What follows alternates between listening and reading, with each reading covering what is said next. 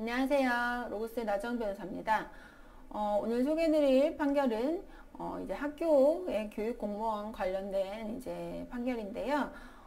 병설 유치원이 설치된 초등학교들이 있습니다. 병설 유치원의 원장이나 원감을 이 초등학교의 교장, 교감이 겸임을 하도록 하는 경우들이 있습니다. 겸임 발령을 하는 경우에는 해당 공무원에게 이제 그 겸임 수당, 그런 이제 특별한 수당을 지급을 하고 있어요. 그런데 초등학교 업무와 병설 유치원의 행정 업무를 이제 병행하는 교육 공무원이 있었습니다. 이 교육 공무원에 대해서는 겸임 업무를 하라는 별도의 그런 겸임 발령이 있지는 않았습니다. 그런데 이 학교의 교장이 이거를 겸임해라 지시를 한 것입니다. 그래서 이제 사실상 그 지시를 따르지 않을 수 없기 때문에 병설 유치원의 행정 업무를 겸임을 했습니다. 그런데 문제는 이 겸임에 따른 수당을 받지 못했습니다.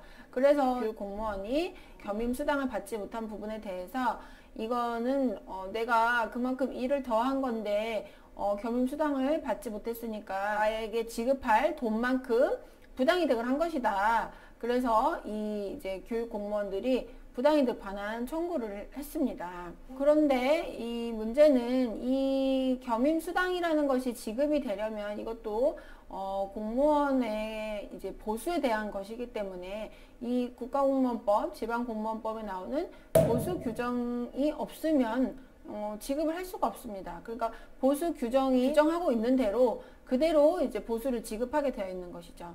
그런데 당시에 지방공무원 수당 등에 관한 규정에는 겸임수당 관련 조항이 아예 없었습니다. 그래서 겸임 업무에 관한 수당을 지급할 근거가 없다. 이런 이유로 겸임수당 청구에 대해서 이제 기각이 되었습니다. 이 판결이 맞는 걸까요? 네. 안타깝지만 맞는 판결이라고 밖에 할 수 없습니다.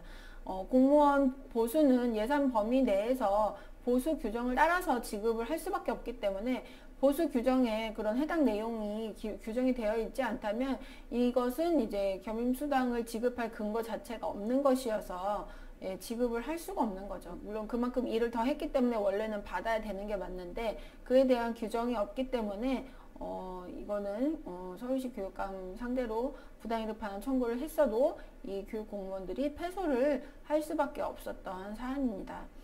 그런데 이제 이후에는 서울시에서 겸임수당 지급 근거를 명시를 해서 서울시 교육감 소속 지방공무원 겸임수당 지급 조례라는 것을 공포를 해서 유치원과 초등학교 행정 업무를 겸임하고 있는 교육공무원들에게 겸임수당을 지급하도록 했습니다.